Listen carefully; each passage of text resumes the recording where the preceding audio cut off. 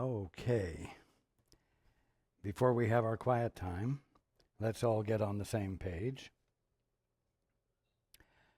If you are in the Sparkly book, we're beginning on page 380, a new section entitled The Magnitude of Holiness.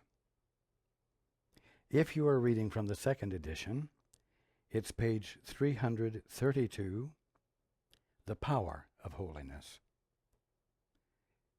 In the first edition, it's page 309, The Power of Holiness.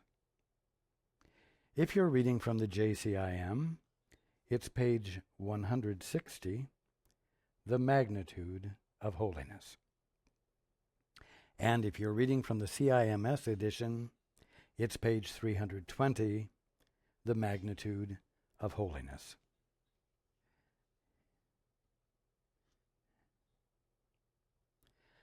Let's take a few moments to be quiet together.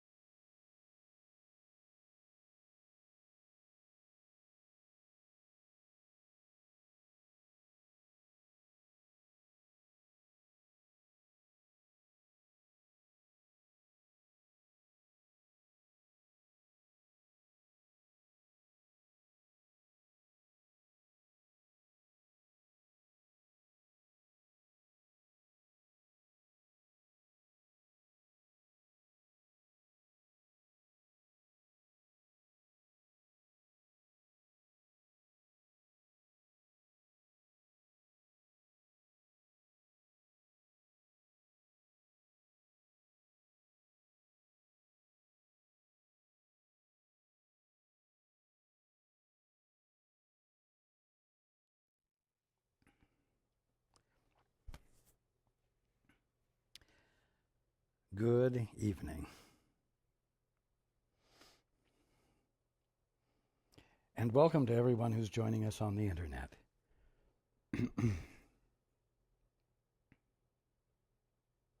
You know, every once in a while, it's necessary for me to refresh a point. That point being that you will not understand your way into the kingdom of heaven. And to be even more pointed about it, you cannot understand your way into the kingdom of heaven. As I've said, you will feel your way in. Now, the reason it's necessary to remind everyone of this is because you are educated with the purpose in mind of understanding. Why? Because understanding gives you control. Understanding, you think, allows you to function in an orderly manner that has orderly results. Because you believe that the universe functions according to orderly laws which, when understood, allow you to be a presence of power. A presence of power that makes you safe. And if you are generous, it's a presence of power that you can use to help others be safe. As a result, you find a wonderful book like A Course in Miracles, or many other books, spiritual books, and you devour them for the purpose of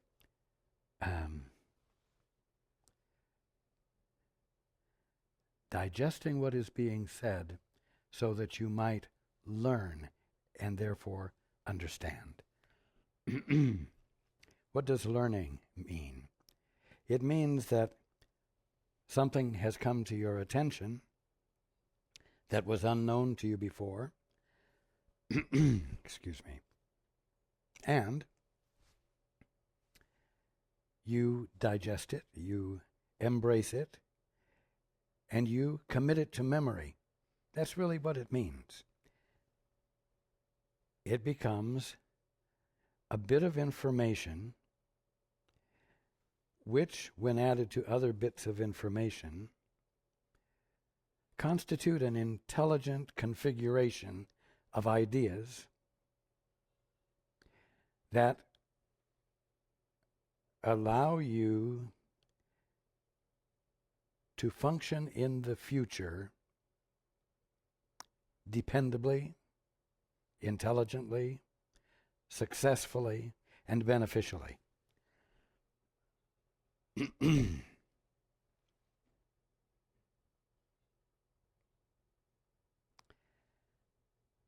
Now,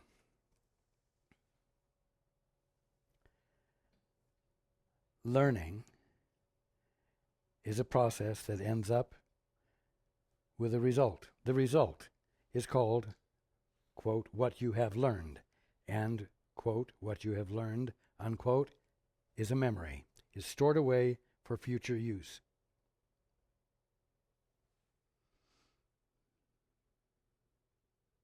To the degree that you depend upon the learning, to the degree that you live in the present based upon what you learned in the past, you are not present in the moment you are in with innocent eyes.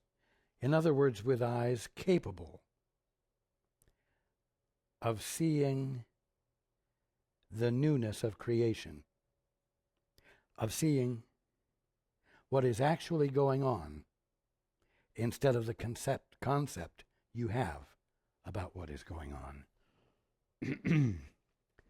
This section that we're beginning to read tonight is difficult to understand because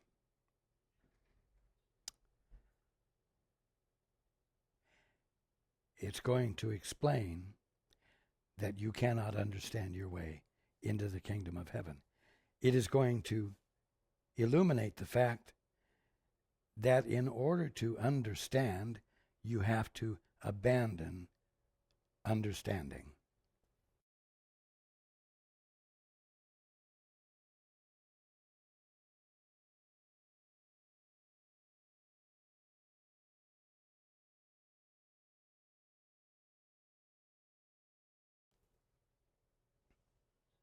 Now, what makes it more difficult, we could say, what makes it worse is that it makes it very clear that you don't have a capacity to understand, and you must be willing to abandon the idea that you do. In other words, you must arrive at a point where you understand that you are incompetent.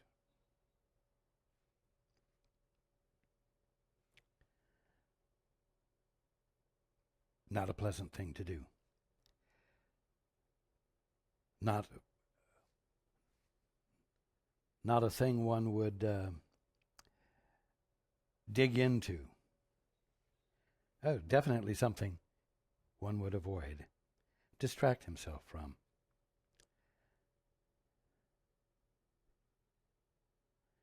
Now, until you are willing to acknowledge that you, in your own right, you, as an orphan, as we have been speaking, have no capacity to understand reality. You have no capacity to grasp your Father's point of view, God's point of view, because you have abandoned it, avoided it, denied it, and disowned it. That's what causes you to be an orphan, or to have an experience of orphanhood when you are actually the Holy Son of God. Until you arrive at the humiliated place of acknowledging that you don't know, you won't genuinely ask to know the truth. Until you arrive at the point where you're willing to consider the possibility that you don't know, and that you, as puny little you, can't know. Not until you reach that point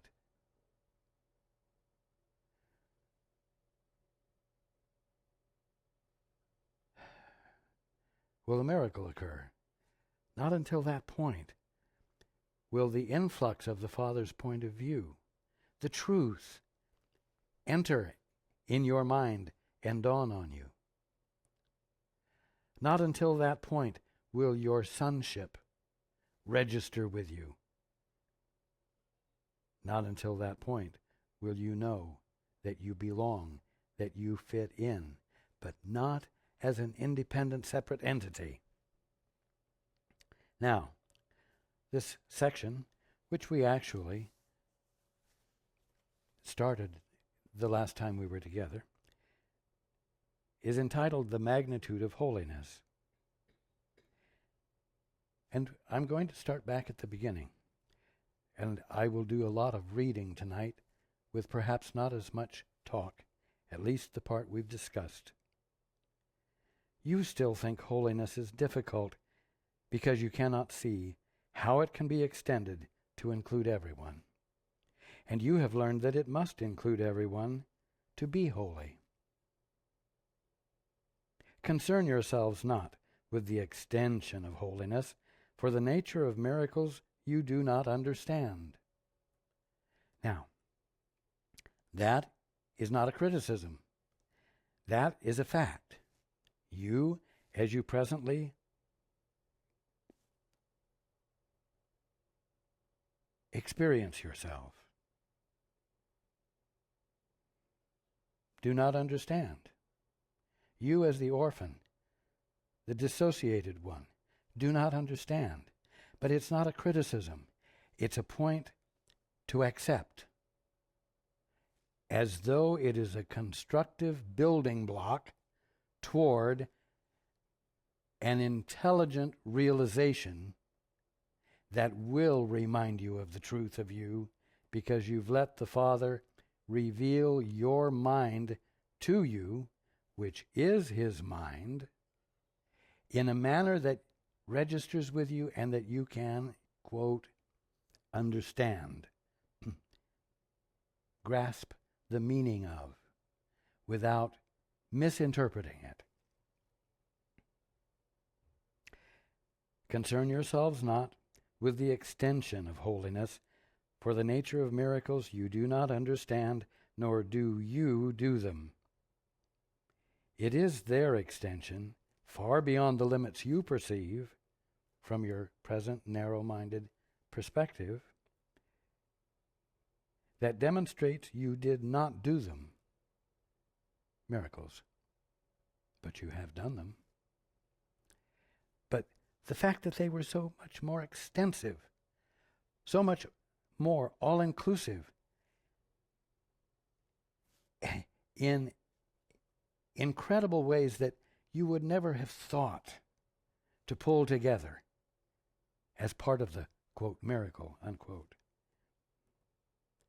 That's what demonstrates you did not do them. Why should you worry how the miracle extends to all the sonship when you do not understand the miracle itself? One attribute is no more difficult to understand than is the whole. If miracles are at all, their attributes would have to be miraculous, being part of them. Miraculous. What does that mean? You might say it means surprising, magnificently surprising, not negatively surprising.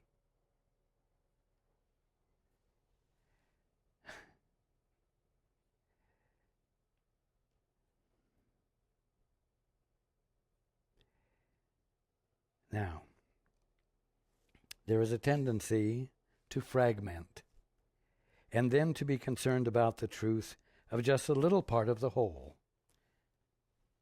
Let's say that you're confronted with a problem, and you've been listening to me, and you actually practice the two-step. You hesitate before you act on your best spontaneous, memorized judgments. And you reach beyond your memory banks, and you ask, Father, what's the truth here? Father, what needs to be known here?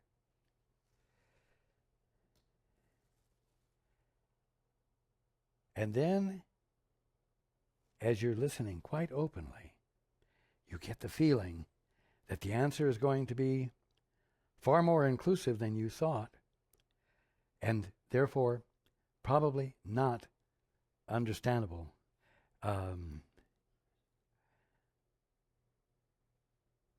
Where should I take my wife out to dinner for our anniversary? And as you begin to listen, wide open, including the possibility of catching a plane and flying to Paris to go to a special restaurant. I mean, that open. And as you listen, you think, uh-oh. She's been having a little indigestion lately, and so whoever's going to answer me, you might better take into consideration take that into consideration when you tell me where the appropriate place is. Oh, well, and maybe, it might mean we have to get some new clothes for her if we're going to a really nice place. And you begin to fragment it, and the purpose is to pull the answer down to a smaller and smaller size, embracing less and less, because it will be easier to understand the little part, and by considering all the little factors, all the pissant little factors that you can, rather than listening for the big answer, for the simple answer that the Father knows fits and would bless and would be enjoyed and would make for a wonderful, loving anniversary. Instead of that, you try to take care of all the little parts to make sure that they are right. Why? So that your wife won't be disappointed with you when you say, I would like to take you out to dinner at such and such a place on our anniversary.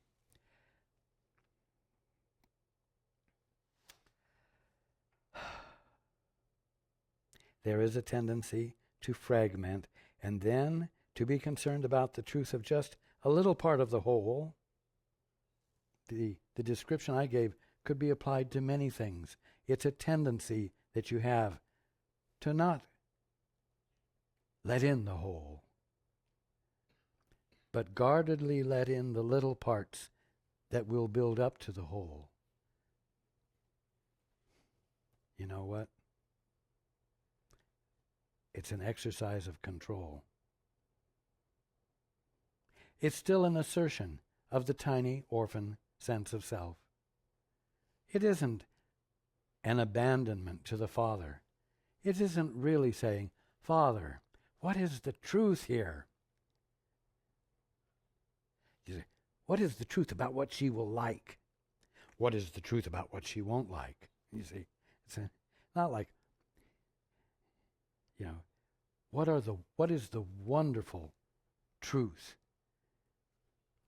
that we will enjoy beyond anything I could come up with as a result of being careful, careful, careful, careful.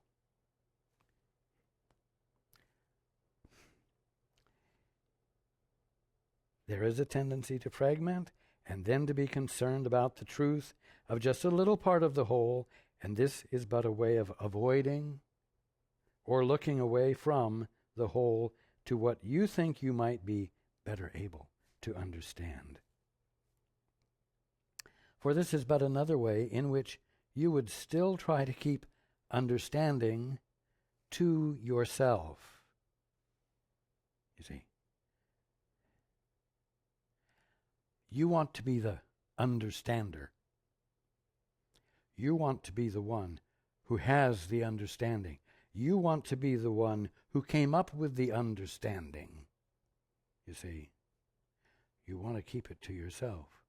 You want to keep it as a personal possession, because then it becomes part of your personal authority in being successful by the intelligent use of your understanding, the intelligent use of your memory banks.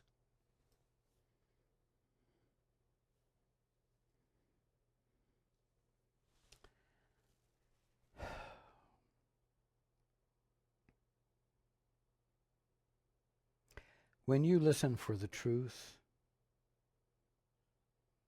the Father isn't going to give you an intellectual process. The Father isn't going to give you a string of words that express certain concepts that will be the answer to that question for all time. Forever, permanently, the answer. You see, the Father's answer to everything is love.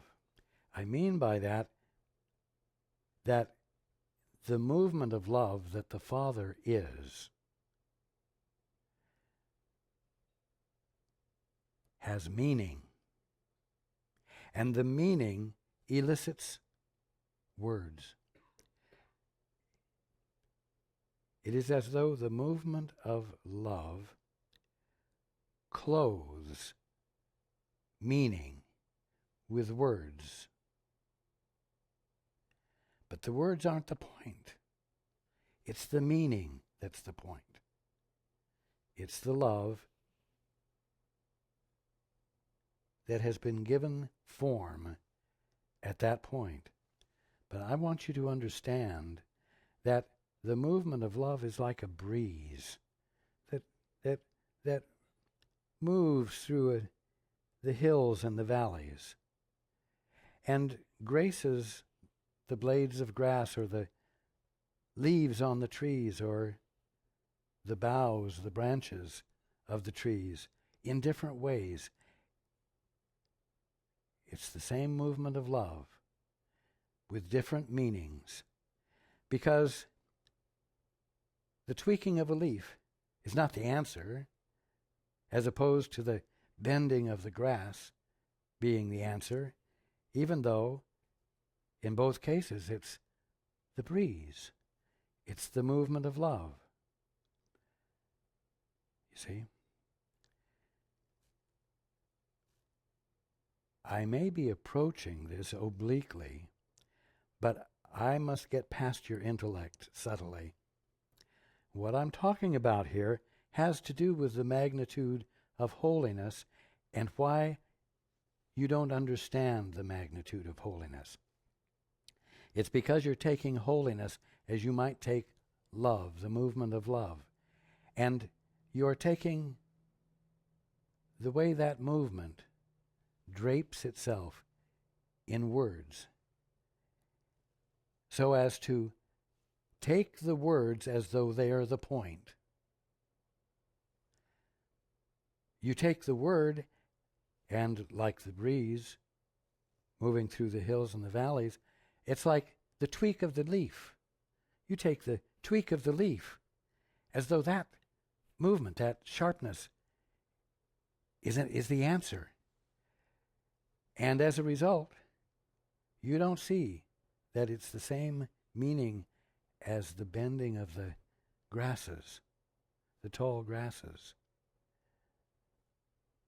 Because the bending of the tall grasses isn't the point either. You see, the minute you focus in on the tweaking of a leaf or the graceful bending of a blade of grass, and you focus in on that, you lose the magnitude. The magnitude of what?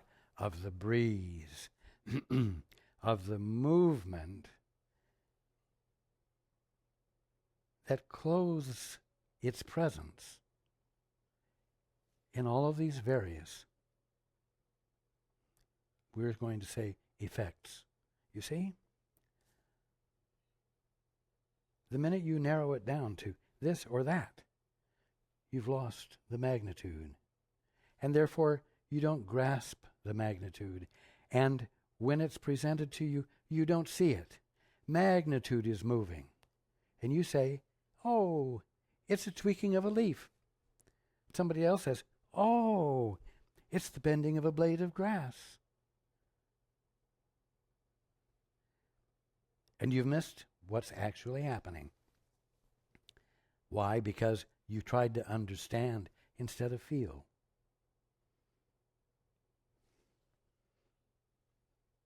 Bear with me, because this needs to be understood. Its meaning needs to be grasped so that you will ultimately be willing to abandon the gathering of and the memorizing of understanding. You see? You say, oh, the movement of love is the tweaking of a leaf. And now I know, whenever I see the tweaking of a leaf, it will be love. You see? Tweaking, that's the love. No. The love is the movement of presence that moves kindly, that moves infinitely, and is touching everything in every hill and valley in all of the vastness of space and all of the various environments, you might say, of different planets. Mind you, right now what's happening? Is it Paul speaking? Is it Raj speaking through Paul? Or is it a movement of love that has magnitude? Am I speaking to those of you who have tuned in and are listening? Am I speaking to those of you who at this moment are listening to a recording that you downloaded? And is that it? No. While I'm speaking at this very moment, I am speaking wholly. I mean by that all of the brotherhood is experiencing the movement of love together with the specific intent of everything I'm sharing. And it is a joyous thing for all of them to be experiencing. Mind you, at the same time that all of the brotherhood, everywhere infinitely, is experiencing the movement of love that is specifically identified as me speaking right now, they are also fully aware of all the movements of love that every one of the brotherhood is engaged in at this moment infinitely.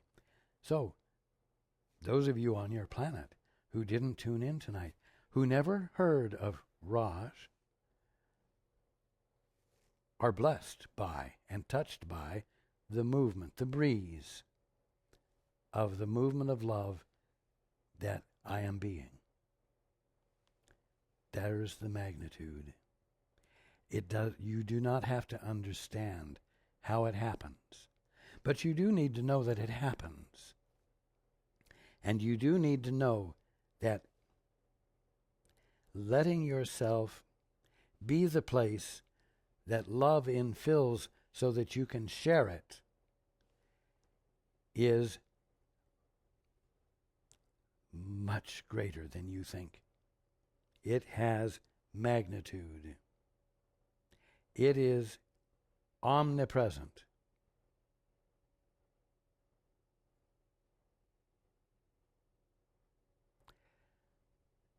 You may not understand how it works, but I am expressing it intelligently enough for you to dare to experiment, for you to dare to embrace and embody, and we'll say practice the two-step, practice what I'm talking about, so that you might, along with those you are caring about, be blessed by a miracle, be blessed by healing, and as a result, discover that indeed miracles happen without your understanding them from the orphan mindset. Now let's continue here.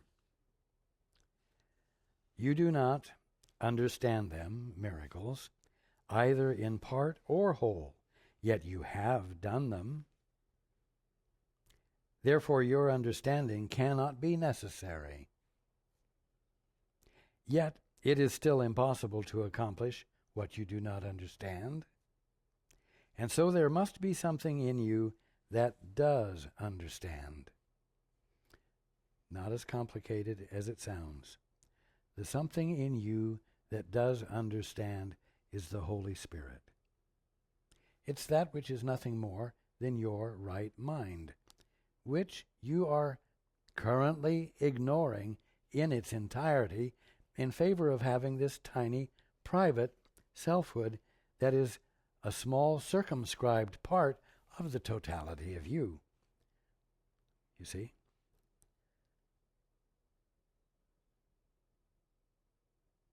It is still impossible to accomplish what you do not understand, and so there must be something in you that does understand.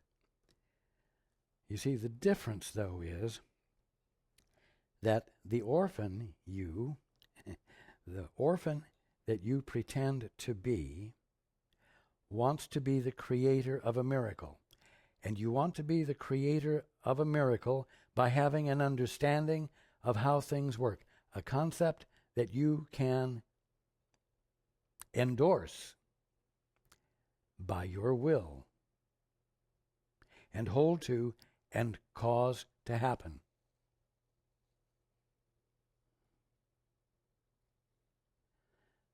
But a miracle only happens when that sense of yourself that tries to accomplish its sense of what a miracle ought to be is set aside, is abandoned temporarily. And you are willing to reach beyond this sense of self that you have of yourself. And you ask for that which has greater knowledge than you to reveal it to you. Now you can ask the Father.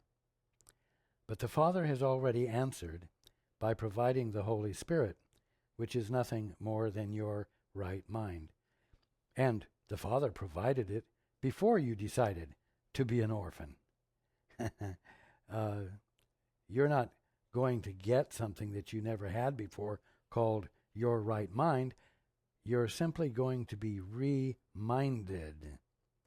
You're going to be reintroduced to your mind, to your wholeness. And when you do that, miracles will occur. But you won't ask, how did I do that? You will glory in the miracle. You will rejoice along with those who shared in it. And you will not say, I better find out how I did that so I can do it again. Therefore create a little bit of knowledge, a little bit of learning that gets stored away for future use. Because, you see, the breeze blows. And at this moment, the leaf moves that way. And the next movement, perhaps, it bends like the long blade of grass, you see. And so you want to know the truth now. And so you're going to have to listen with innocence. The moment you say, I'm going to pull this from my memory and use it as the appropriate response now, you've lost innocence. Your mind is not clear. It's being cluttered by things you've collected. And the things you've collected are like dust on a window that inhibit your seeing clearly the view, what's really going on. To you, the miracle cannot seem natural, because what you have done to hurt your minds has made them so unnatural that they do not remember what is natural to them. You see? You become very committed to the gathering of information and knowledge and understanding and storing it away as though what was the answer yesterday is the answer today, is the answer now, is the answer now, is the answer now. No. The answer is an actual connectedness with now, which is the movement of creation as God is being it now, forever fresh.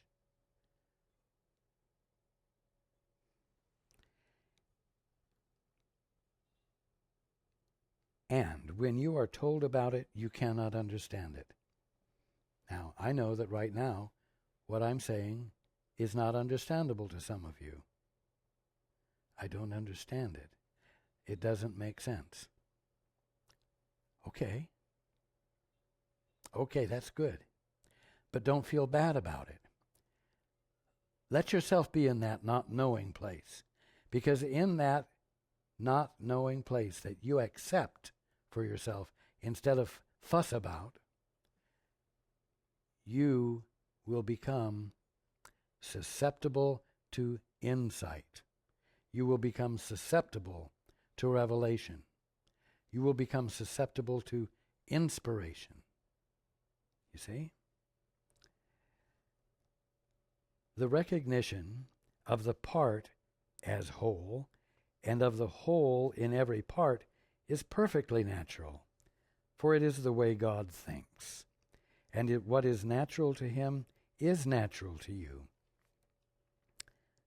The recognition of the part as whole and of the whole in every part. You can understand that in this way, in terms of holograms, because you can have a picture, a holographic picture, where you can see everything in a three-dimensional relief, and you're looking at like a film strip, a large acetate picture. Now, if you take and cut the corner out of that picture and look at it, you'll see everything that's in the large picture, in the large hologram, in this little tiny part that you just cut out away from the hologram. The whole is in the part, and the part is the whole. You can understand that experientially, but maybe not intellectually. The point is this: you're not alone. The point is that if you're part of the whole is in you, and you are in the whole, and that is why. When you know the truth, when you allow the movement of love, the breeze, to move through you, and you rejoice in it, all of the brotherhood rejoices. I'll tell you something else. Every leaf, every tree, every rabbit, every porcupine, everything, even the rocks, rejoice. I'll tell you, the rocks haven't forgotten the movement of love. The rocks haven't forgotten the magnitude of the holiness of all.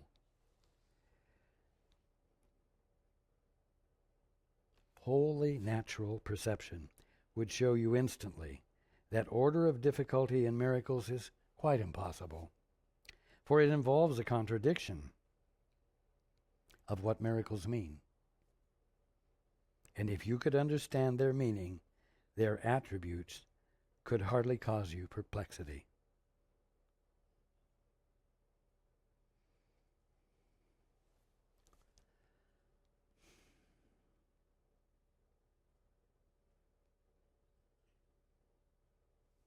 I invited everyone, the last time we spoke,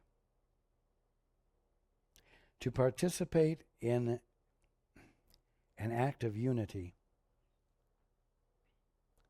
in the expression of help for those in Haiti.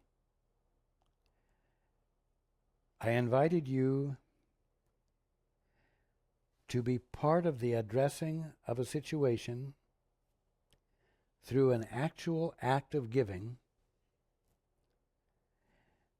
that you might otherwise have felt unable to be an effective contributor to. It's too overwhelming. What can I do? Hundreds of thousands of people homeless. Hundreds of thousands of people suffering, anguish, loss, lack of peace, fear for having no food, fear for aftershocks, fear, fear, fear. What can you do? Well, as an orphan, nothing. And as long as you see yourself as an orphan, not only will you think you can do nothing, you will be inclined to neglect to do what you could actually do. And that's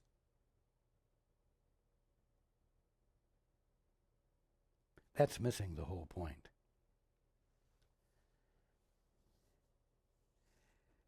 The magnitude of holiness. The magnitude of holiness, I'm going to say the power of the wholeness of creation, will only be illuminated when love is expressed, when extension is made. And so the call is for every one of you to get in that frame of mind, I'm going to say, where you feel the rightness of making extension, no matter how incompetent you feel. The situation has been so grave and so great that not only the people in Haiti feel powerless, but anyone else who cares feels powerless. But I'm going to tell you something. That feeling of powerlessness is the threshold of a miracle. Because the minute you say, I do not have the means as a puny little orphan to help in any way, and you believe it,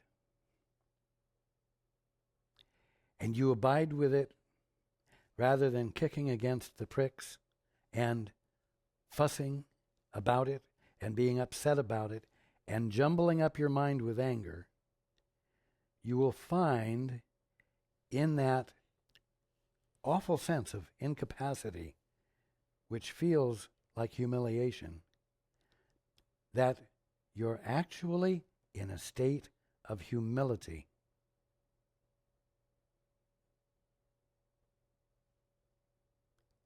And in that state of humility, the Father can act. The miracle can happen.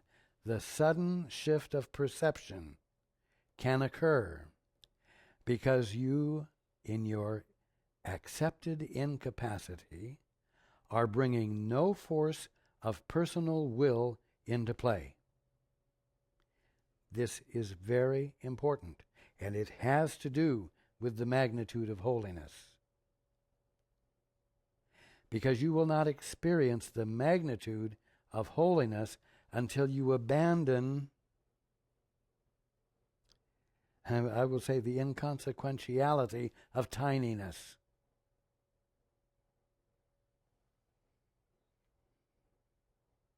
Even though to you, tininess is extremely stimulating and gives you the gumption to get bigger.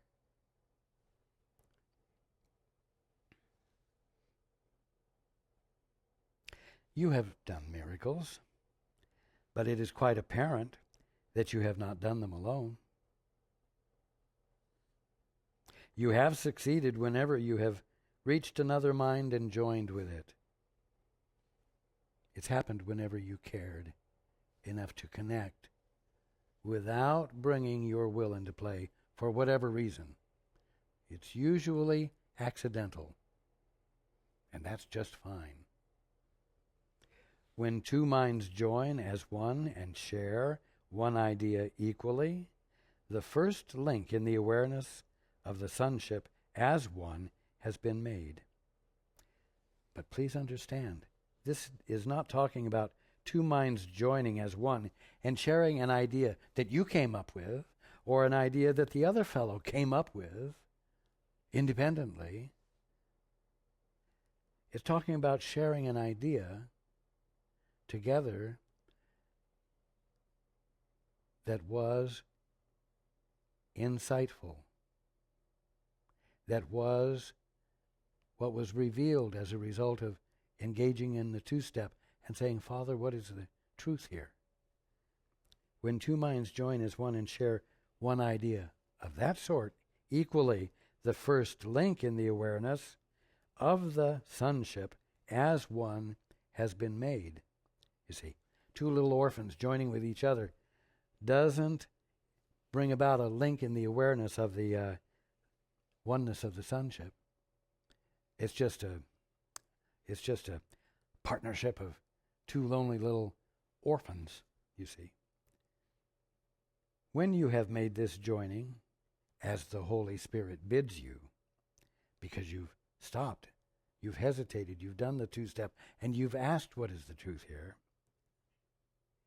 and have offered it to Him, the Holy Spirit, to use as He knows how, listen to this, His, the Holy Spirit's, natural perception of your gift enables him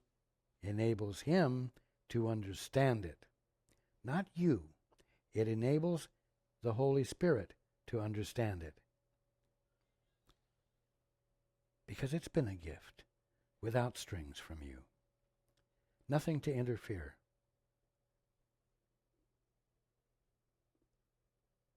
His natural perception of your gift enables him to understand it, and you to use his understanding on your behalf. Do you see that all the way through this, you never arrive at a point where you've got a little bit of understanding that gives you a little bit of an edge in the future? No, right up to this point. His natural perception of your gift enables him to understand it, and you to use his understanding on your behalf. Sort of puts you in second place, doesn't it? You can carry out his orders. You can carry out his clarity. Yes, that's the good news. That's the point. The point is to know the truth. The point is to not be distracted by the twitch of the leaf or the graceful bending of the grass, but to experience the movement of love, the breeze, and know that that's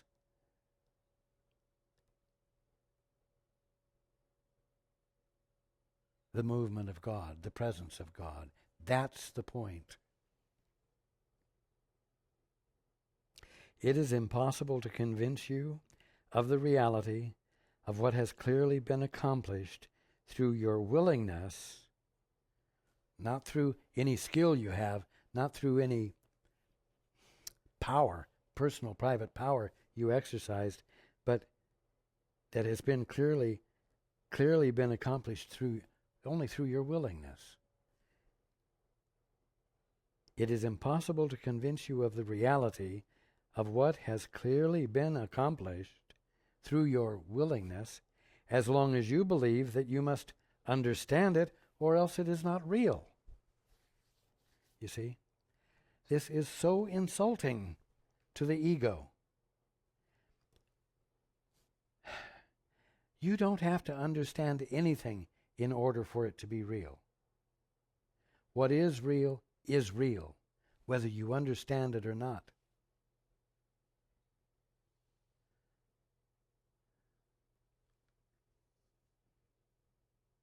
You think your lack of understanding is a loss to you, and so you are unwilling to believe that what has happened is true. You're unwilling to believe that the miracle that happened is true. Why? Because you haven't been able to glean from it the factors that will constitute a little bit of understanding that you can file away for future use in order to have control and power and stability in your private little selfhood.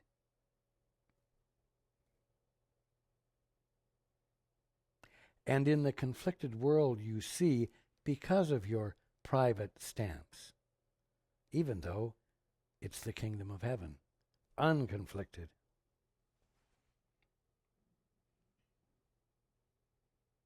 You think your lack of understanding is a loss to you, and so you are unwilling to believe that what has happened is true. Oh, maybe you think it's real, but it was a fluke. And you can't afford to go through life waiting for flukes to happen. You need to be able to take positive control through the use of learning And when you say that, and you identify a miracle as a fluke, oh wow, you missed the understanding that's there to be had, which was that understanding has nothing to do with it. And the miraculous, the wonderful, glorious miraculous, that it's your pleasure to be experiencing, is available to you, and your understanding not only has nothing to do with it, you need to stop bringing the intent to understand into the picture.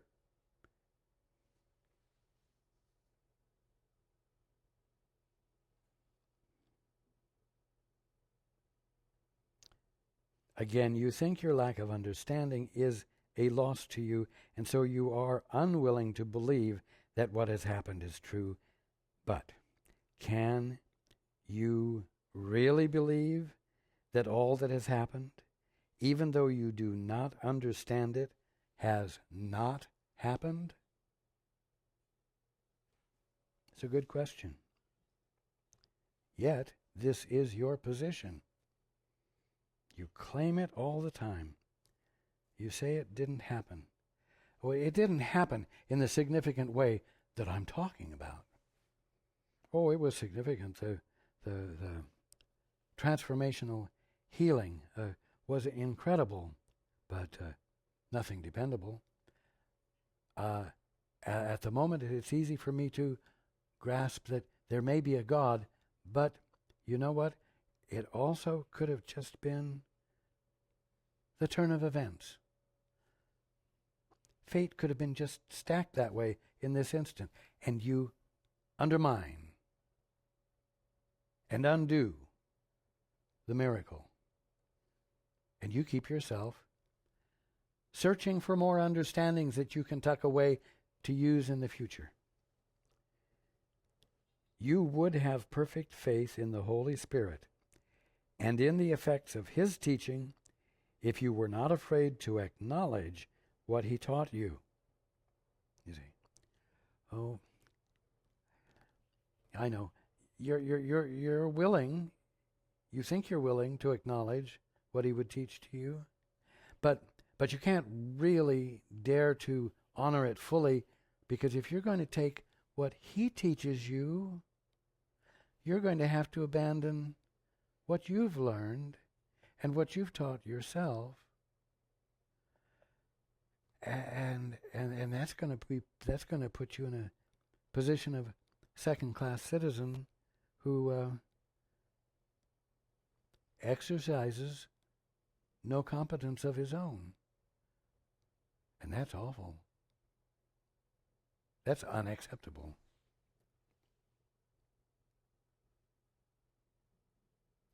You would have perfect faith in the Holy Spirit and in the effects of His teaching if you were not afraid to acknowledge what He taught you. For this acknowledgement means that what has happened you do not understand, but that you are willing to accept it because it has happened. You see, you can accept the tweaking of the leaf and the graceful bending of the long grasses.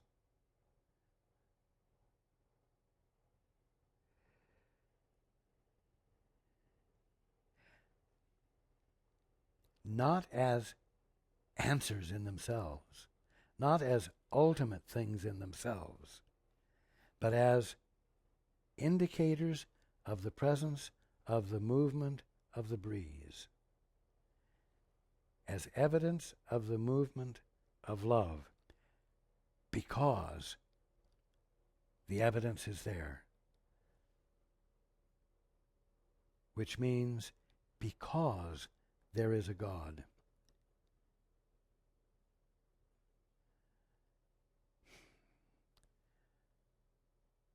It is so important for you to understand that studying this course or any other system of religious education is not for the purpose of acquiring knowledge to be stored away as permanent answers. It's to be used to abandon your committed practice of gathering information so that you might become respectable and all of the other good things an orphan tries to become, and be willing instead to say, Father, what's the truth here? Father, help me to feel the movement of love that looks like this, because I know that the movement of love is the meaning, is the presence of you, being creation. I am willing to abandon my competence as a puny little orphan so that I might come into a clear awareness of myself as the Holy Son of God, whose holiness is of great magnitude, that embraces and includes everything in all of creation. I want to have that experience of what I truly already am, and I want to have that instead of what I think I might be able to create as an identity for myself in the absence of being the Holy Son of God and in the absence of being holy at all. And therefore, in a mental frame of mind in which magnitude cannot be experienced and will not exist because of my infatuation with inconsequential tininess.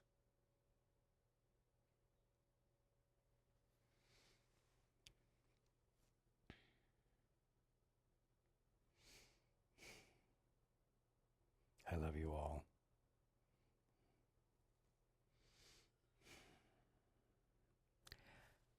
And I look forward to being with you next time.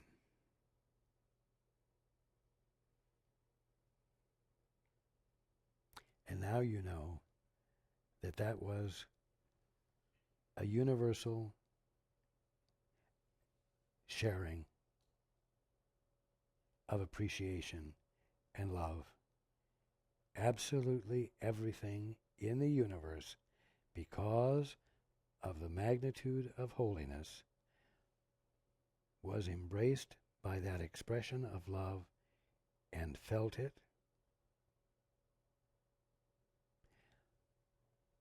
whether some parts of that universe were willing to acknowledge and accept it or not.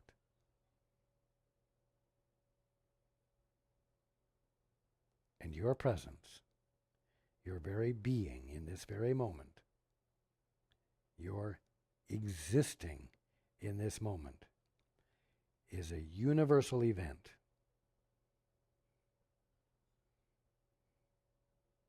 As is mine.